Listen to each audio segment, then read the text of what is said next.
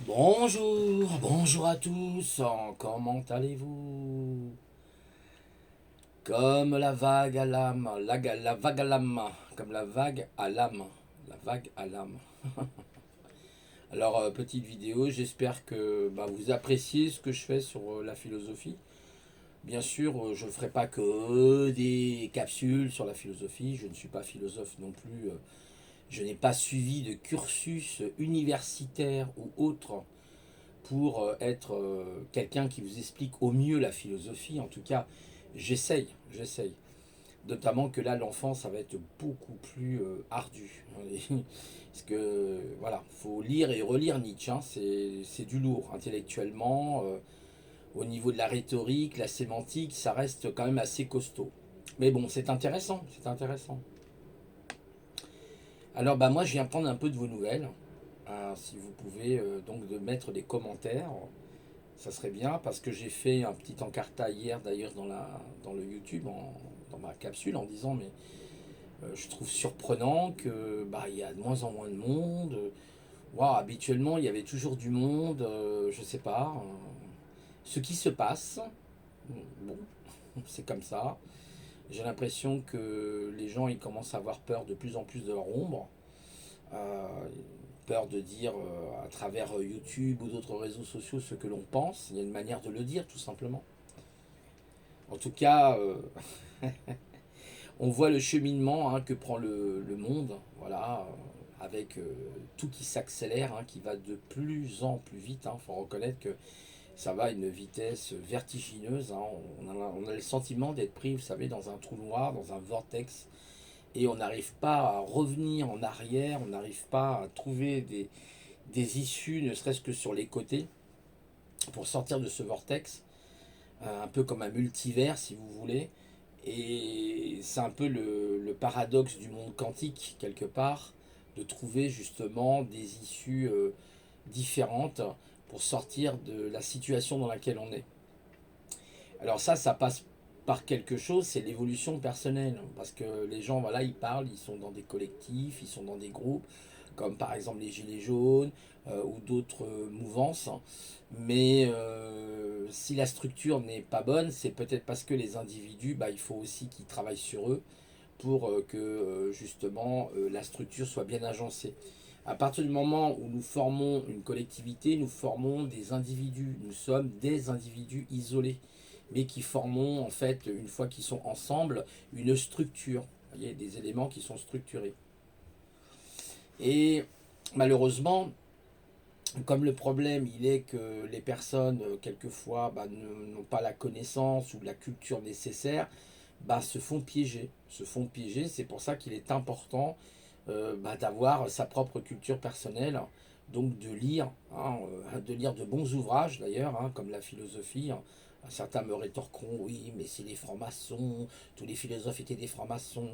Mais arrêtez avec ça, parce que les francs-maçons, ils ont apporté aussi des bonnes choses.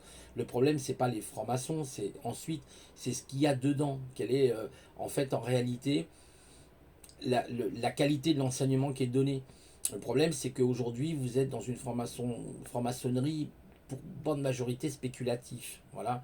Avant, on avait une franc-maçonnerie plutôt opérative. Ça veut dire qui se souciait du bien de l'humanité. Voilà, c'est les humanistes en quelque sorte. Et ils essayaient justement d'apporter, ils essayent d'apporter un équilibre. Il y a encore des obédiences comme ça. Oh là, ouf, heureusement.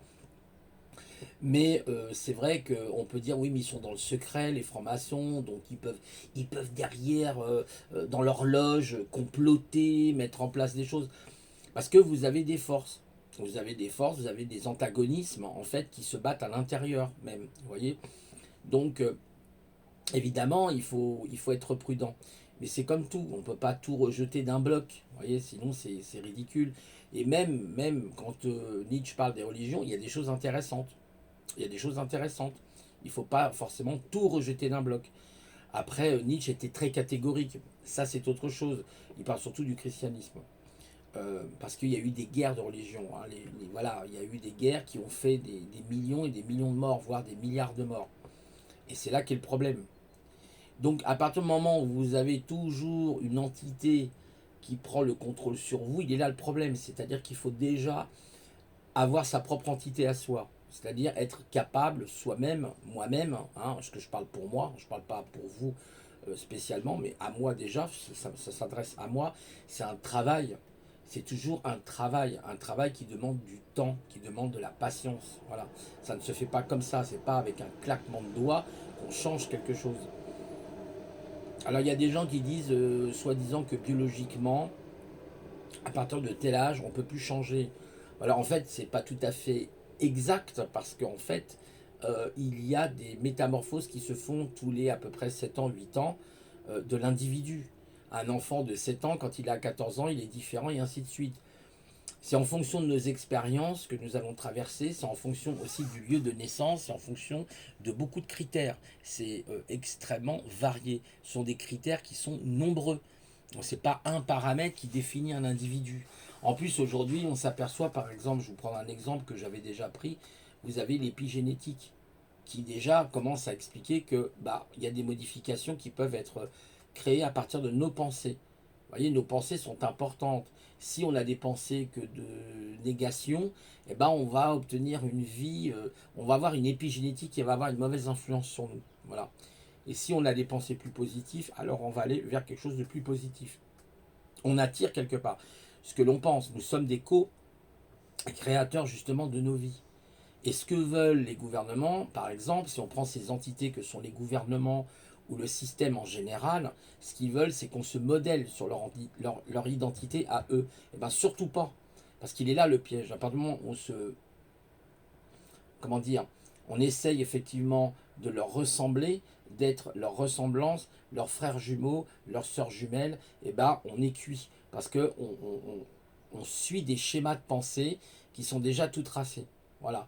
Et à partir de là, c'est l'obéissance. Voilà, c'est l'obéissance.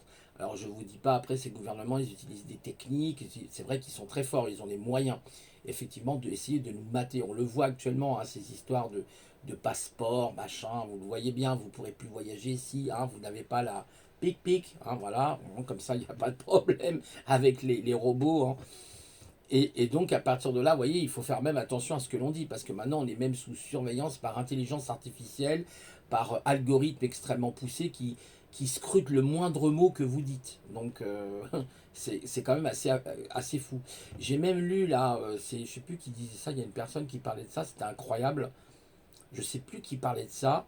A priori, il y aurait ce qu'on appelle une identité numérique. Ah, je crois, c'est sur Info. Comment ça s'appelle? Il y a une émission le jeudi avec Salim. Il y a Chloé qui est là. Il y a Sophie Solman. Il y a Taï Chaleur. Et ils avaient parlé de. Comment?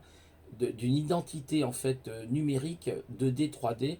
C'est-à-dire en fonction, par exemple, dans les réseaux sociaux, sur YouTube, sur Facebook, vous avez tel profil parce que, par exemple, vous aimez les chats, vous aimez les chiens, ou vous aimez, je ne sais pas, moi, l'histoire ou comme ça, ils vont vous catégoriser et vous allez avoir un double numérique qui va essayer de vous imiter, en fait, comme une intelligence artificielle qui va essayer de prendre tout ce que vous aimez et essayer de créer un personnage à partir de votre double à vous, mais numérique, voyez, mais en 2D, voire même en 3D. Ah, c'est complètement fou.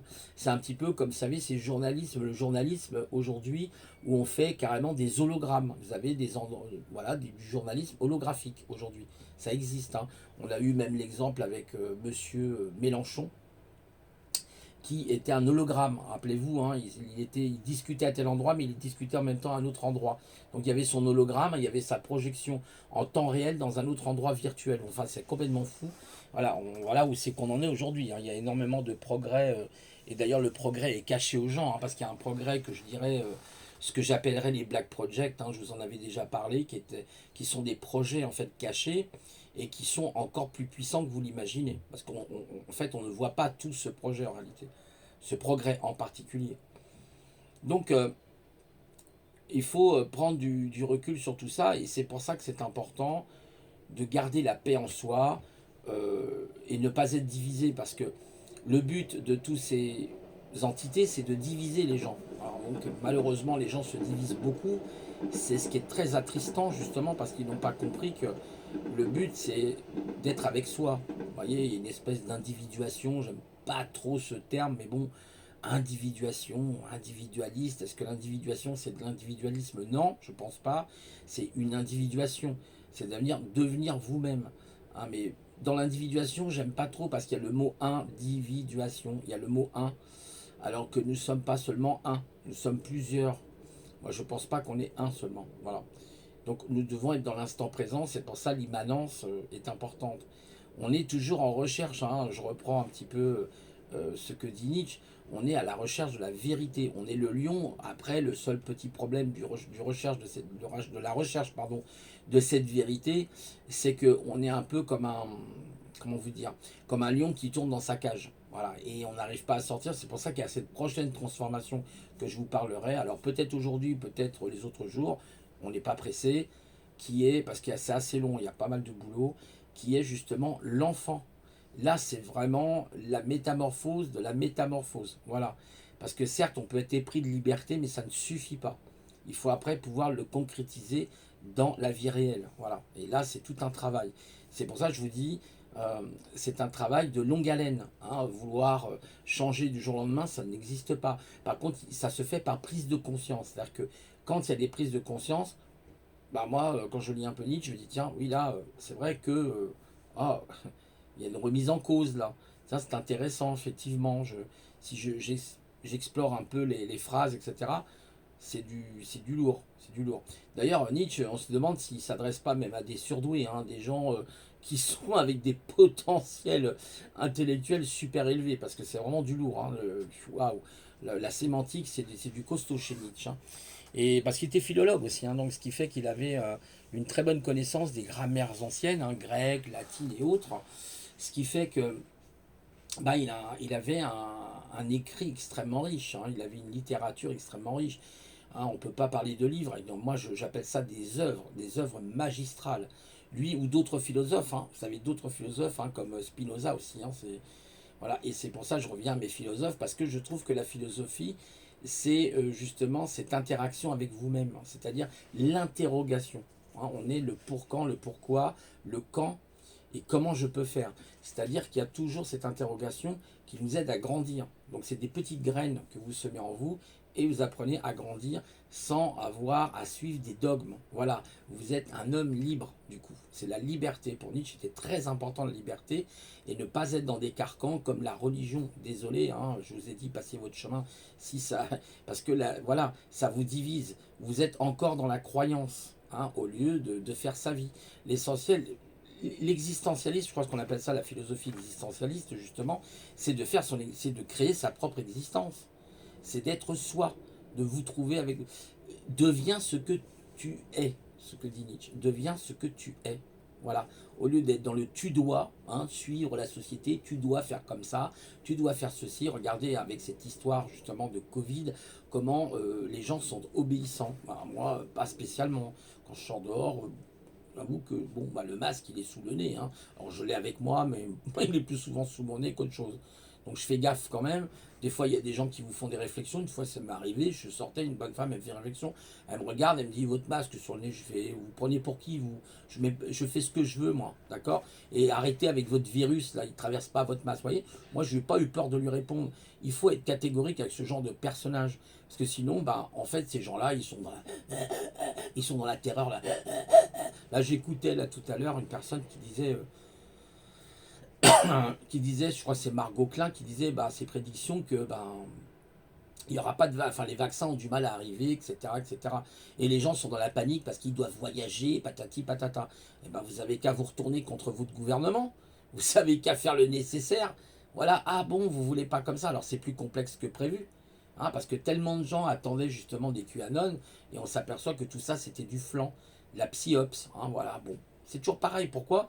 Parce qu'on est dans une attente extérieure, c'est-à-dire encore dans cette transcendance de dire les choses vont changer parce qu'il y a un sauveur extérieur qui vient, un super-héros, un Zorro qui arrive, et en fait on n'arrive à rien. Mais non, c'est pas ça, c'est l'immanence, c'est d'être avec soi, mais si ça ne va pas, eh ben, il faut créer une société parallèle, par exemple. Voilà. Alors, est-ce qu'il faut affronter le gouvernement de face? Non, je ne crois pas que ça soit la solution. Ils tiennent les choses. Eh bien, s'ils tiennent les choses, eh ben, les personnes, il y a des personnes intelligentes dans le système. Ils créent leur société, ils créent leur système, ils créent tout. Vous voyez, et ça va bien les emmerder. Vous voyez, s'il y a une société parallèle, là, du coup, ils se disent, oui, on va faire comment? Maintenant, ils écoutent plus la télé, par exemple. Bah, déjà, c'est d'éteindre sa télé, d'arrêter de leur donner le soutien, par exemple. Vous voyez, parce que sinon, bah, vous donnez le soutien bah, à tous ces, voilà, ces menteurs, ces manipulateurs. Hein, c'est de la manipulation, les médias. Voilà, on le sait. Donc, en fait, il faut raison garder, toujours avoir un esprit critique. D'où l'esprit critique hein, de Nietzsche. Et Nietzsche avait toujours un esprit critique par rapport à ses concitoyens. Voilà. Il ne faisait pas ce que fait la majorité des gens. Il n'était pas dans le troupeau. Voilà. Et c'est ça qui est important. Donc il n'était pas là au stade du chameau. Lui, il était vraiment au stade de l'enfant. Il avait vraiment fait toute sa métamorphose. Sinon, il n'en aurait jamais parlé. Donc, c'est ça il faut voir, c'est cette projection. Et d'arrêter d'être dans des dogmes qui ne vous apporteront rien, ce sont des croyances. Les croyances sont bercées d'illusions. Arrêtez de penser que oui, alors là, la cinquième dimension, la neuvième dimension, il y a des trucs comme ça, mais qu'est-ce que c'est que ce truc? Vivez avec votre vie. Vivez dans la 3D, vous êtes sur cette planète pour le moment, et puis s'il y a autre chose après, hein, qui sait, je ne sais pas, et ben vous verrez, on verra, c'est tout. Moi personnellement, je ne me souviens pas, en tout cas. Et donc, à partir de là, quand on commence à raisonner comme ça, bah, on est bien. D'ailleurs, le meilleur moyen pour être en résonance avec soi, c'est le contact à la nature. Le contact avec les arbres, le contact avec la forêt, le contact avec les prairies, le contact avec les montagnes, le contact avec les océans. C'est là qu'on est dans le vrai. Là, on est dans l'authentique. Vous voyez ce que je veux dire? Ça rejoint cette vraie réalité qui est là. Et non pas dans l'artifice. C'est-à-dire que vous avez deux mondes aujourd'hui. Vous avez celui de l'artificiel et celui du naturel. Voilà. Alors si on prend le contexte de Nietzsche, c'est vrai que c'est un contexte qui date, je crois, du 19e, 20e siècle, hein, 1800 et quelques, 19e siècle, et c'était pas le 21e siècle, je vous l'accorde.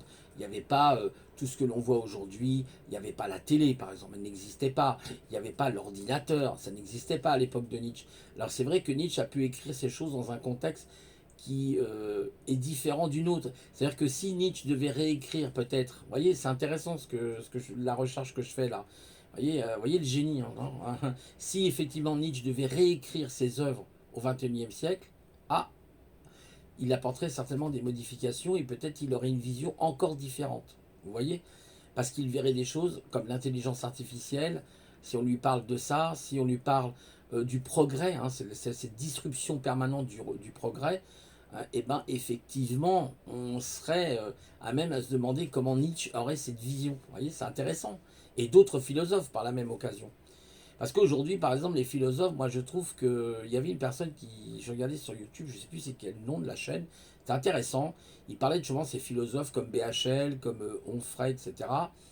À part Luc Ferry que je mets à part. Luc Ferry qui lui ne passe pas souvent dans les médias et je trouve beaucoup plus philosophe que tous ces philosophes d'ailleurs Luc Ferry. Moi j'ai plus une préférence pour Luc Ferry.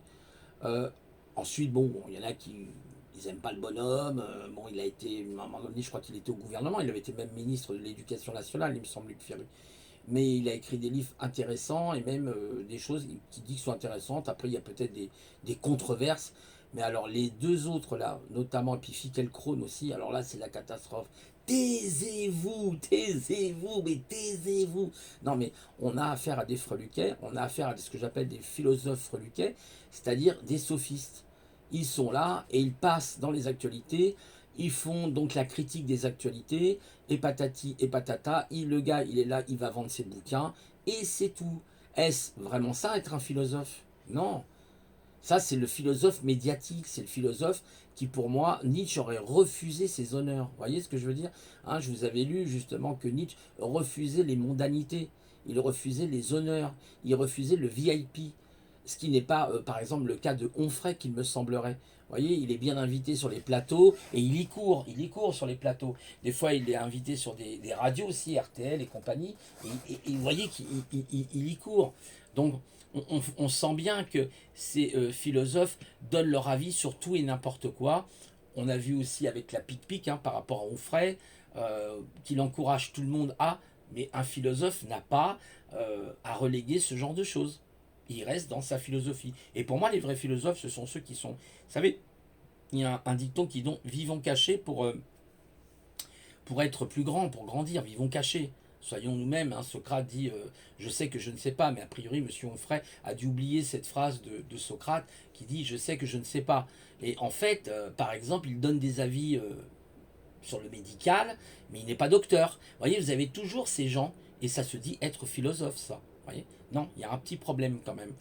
Je crois que les vrais philosophes sont des gens peut-être plus discrets, justement, et qui ne se montrent pas autant que ça. C'est le cas, par exemple, de Luc Ferry, parce que moi, Luc Ferry, j'ai jamais vu trop Luc Ferry passer dans les médias. Il passe, hein, bien sûr, ça arrive, il passe, mais il est beaucoup plus discret. C'est-à-dire, c'est comme Michel Weber. Vous avez un philosophe qui s'appelle Michel Weber, qui est beaucoup plus discret. On le voit très peu à la télévision, on le voit même pas du tout. D'ailleurs, sur les chaînes alternatives, oui, par contre, Bernard Weber, on le trouve plus facilement. Qui a écrit d'ailleurs Covid 1984, hein, qui est très intéressant. Donc, en fait, c'est ça qu'il faut voir. Il faut voir un peu à quel point on en est arrivé. Voilà. D'où cette réflexion permanente sur nous. C'est important.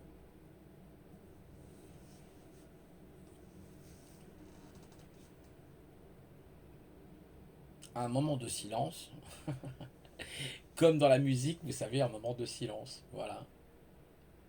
Donc c'est passionnant justement de comprendre l'aventure humaine, hein, comment elle se passe, comment elle doit se dérouler, et toujours aller de l'avant, quoi. De continuer d'avancer malgré les chemins tortueux, malgré les chemins accidentés, ben, faut continuer d'avancer. C'est vrai qu'on est dans une période de notre histoire qui n'a jamais été jusqu'à maintenant. Je crois que c'est.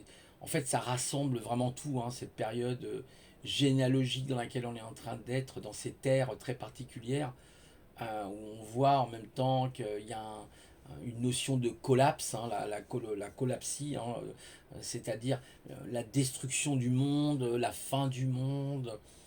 Non, je crois que c'est la fin d'un temps, mais pas la fin du monde. Alors comment nous allons-nous réagir par rapport à ça?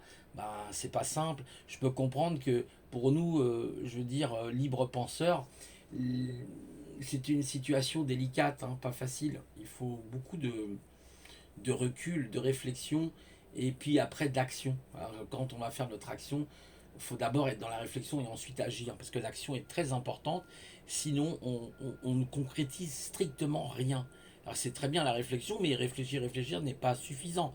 Il faut être aussi dans l'action. Et souvent dans l'action, ce qui est assez intéressant, j'ai observé ça, quand on est dans l'action, il y a des tas d'opportunités qui s'ouvrent à nous. Et c'est là qu'on dit, j'ai provoqué la vie, je me suis mis dans la zone de non-confort, dans la zone du danger, et j'ai obtenu ça, j'ai obtenu ça. Incroyable. Et ça, c'est souvent vrai. Ça se réalise tous les jours dans votre vie, quand à partir du moment où vous mettez en fait en défi la vie. Vous dites à Vita, voilà, moi je te défie. Alors dis-moi quelque chose. Elle va vous répondre. Elle va vous répondre selon vos souhaits. Et ça, c'est intéressant. Parce que peut-être la physique quantique rentre en ligne de compte du coup. Donc vous êtes là en train de lui dire, alors teste-moi, qu'est-ce que je peux faire, etc. Donc l'action, euh, d'ailleurs il y a un fameux dicton qui dit, on juge la valeur d'un homme non par ce qu'il dit, mais par ce qu'il fait. Il suffit pas de dire, là je suis en train de parler, mais parler, c'est simplement parler. Après l'action, c'est autre chose. Voilà. Et on a tous besoin, quelquefois, pour certains d'entre nous, plus que d'autres, hein, ça dépend des personnes, de se remettre en cause dans l'action, justement. Voilà. C'est pour ça que j'encourage des fois les gens à créer leur chaîne aussi, à pouvoir s'exprimer sur les sujets de prédilection qu'ils ont. Faut pas hésiter. Pourquoi? Parce que ça va vous permettre justement d'être dans l'action. Voyez.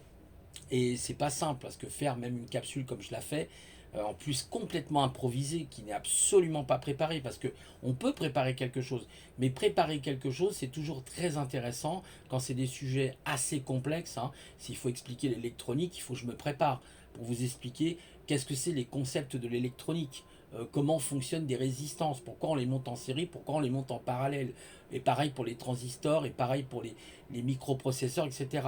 Comment c'est alimenté, à quoi sert le quartz dans un microprocesseur, à quelle fréquence il doit être, etc., etc., etc. Les circuits bouchons, c'est-à-dire une résistance, une bobine et un condensateur, ça vous forme un circuit bouchon, ça s'appelle, vous voyez, ce qu'on va utiliser dans les radios. Donc je peux vous parler de ça, mais il va me falloir me préparer, parce qu'il y a des choses à vous dire. On va parler de la loi d'Ohm, par exemple, voilà. voyez, bon là je diverge complètement. Simplement, c'est pour prendre cet exemple-là. Ça pourrait être l'informatique. Je pourrais vous parler de l'informatique. Comment fonctionne Linux, par exemple, les systèmes Unix, sur quoi ils sont basés, comment on partitionne, etc., etc.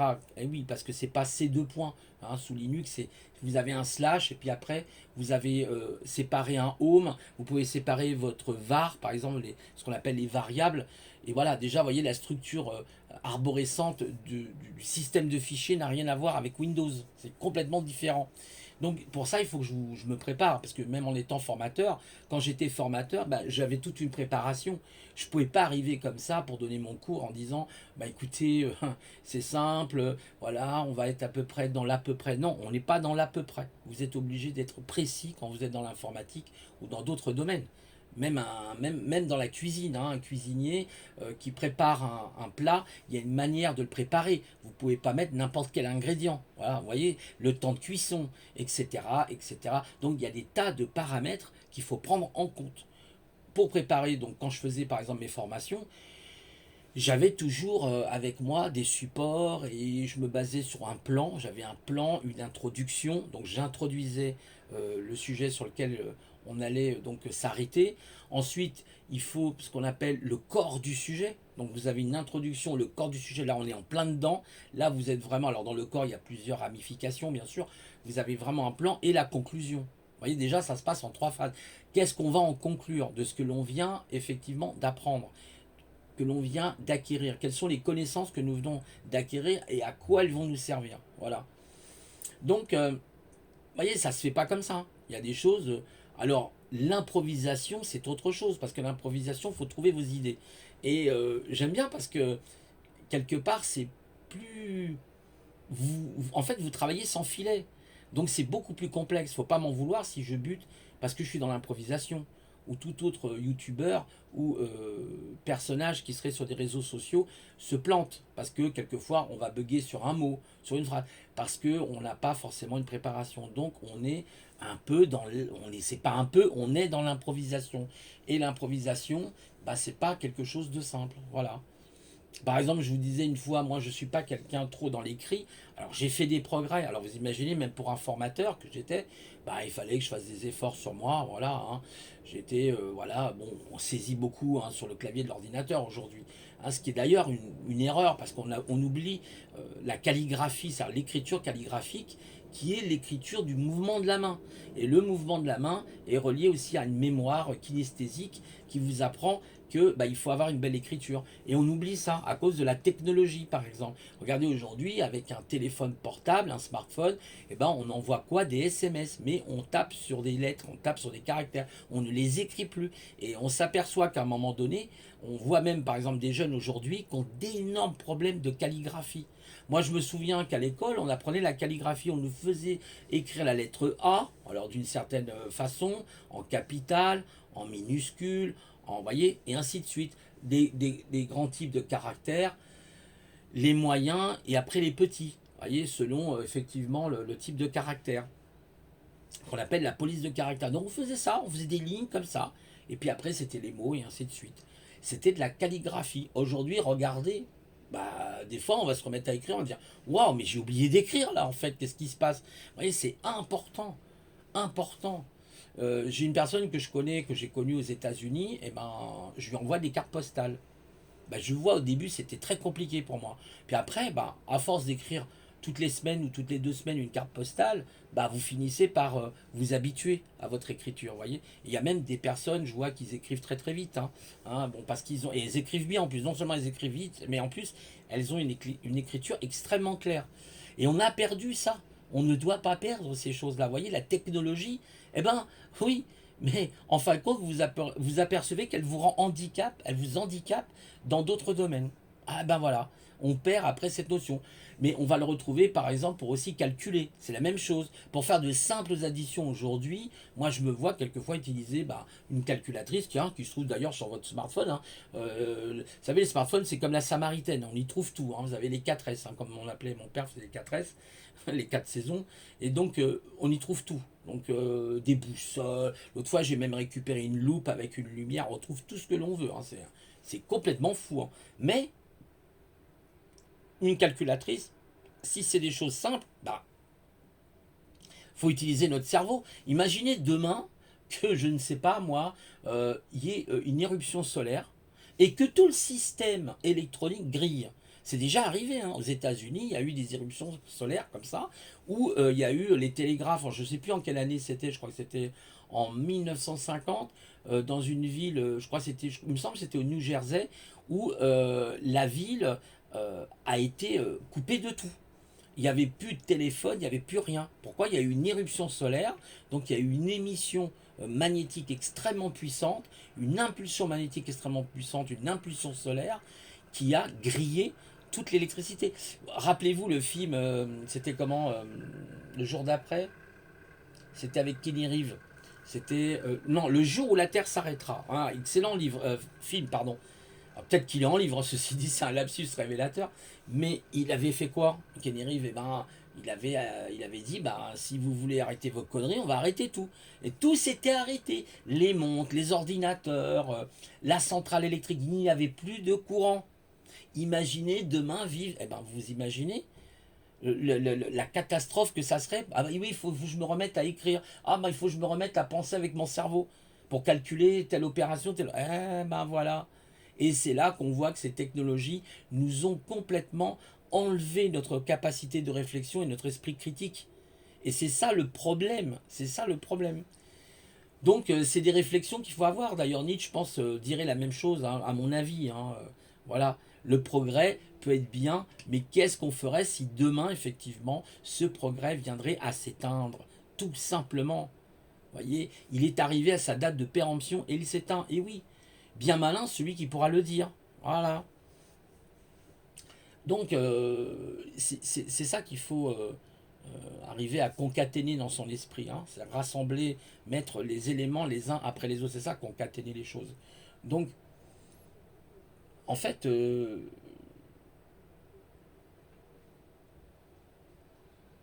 voyez, je me perds un peu dans ma pensée là, enfin du coup, c'est que ça demande du travail, hein, ça demande beaucoup de travail, de réflexion, de recul, hein, comme on dit, le recul qu'il faut prendre pour dire, oh là là, voilà, la technologie très bien, les réseaux sociaux très bien, mais les addictions vont très vite, etc., etc., etc. Voilà, et on est tellement isolé des nôtres, et en plus, avec cette histoire, vous avez vu, de crise sanitaire, alors du coup, on nous dit, oui, distanciation sociale, vous voyez, on dit comme si on voulait plus que les humains ils aient des contacts entre eux. C'est horrible cette société. C'est une société cauchemardesque, mais cauchemardesque. On va faire quoi? Du télétravail? On va faire comment? Voilà. Et puis ceux qui voudront pas se faire pic-pic, ah bah pas le droit pas le droit d'aller au théâtre, pas le droit d'aller. Mais c'est qui ces gens? C'est qui ces gens? C'est quoi ces psychopathes? C'est quoi tous ces gens-là? Ils ont mis la crise en 2007-2008, qui est une crise terrible, et nous devons en plus payer les conséquences de gens qui ont joué à la bourse, hein, qui ont fait, excusez-moi pour le train parce qu'il y a une gare qui est à côté, qui ont fait joujou avec l'économie réelle pour le coup, qui ont détruit, qui ont laminé des emplois. Et on fait comment? Ah voilà, c'est c'est catastrophique. Alors déjà avant c'était pas terrible, hein, avant le Covid. Imaginez maintenant ce qui se passe avec cette histoire de voilà de crise sanitaire qui devient une crise économique par l'extension parce que des millions et des millions de gens vont perdre leur emploi. Ça je vous en fais l'annonce, hein. Il n'y a pas besoin de s'appeler Madame Mirma, hein, pour comprendre qu'il y a des gens qui vont perdre leur emploi parce que là il y a une grande crise qui s'annonce. Je peux vous le dire et ça va être extrêmement tendu. Ça va être très tendu. Voilà. Et ben, on a laissé les choses. Vous savez, c'est l'histoire de la grenouille, hein, qui, voilà, dans la casserole, à un moment donné, ne fait pas le geste qu'il faut faire, quoi. Voilà. Donc, ben, écoutez, je vais vous laisser sur ces quelques mots, sur ces quelques réflexions, et vous souhaiter quand même un bon vendredi, un bon week-end. Et puis, je vous dis à une prochaine fois. Écoutez, prenez soin de vous par différentes façons. Voilà, vos enfants aussi, si vous avez des enfants, c'est compliqué, hein, quand on a des enfants dans un monde pareil, vous imaginez. Je me mets à la place des parents, ça doit être très compliqué. Voilà. En tout cas, il faut avancer et puis ne pas reculer, toujours aller de l'avant. Et je vous souhaite de ce fait une bonne journée à tous et à toutes. Au revoir.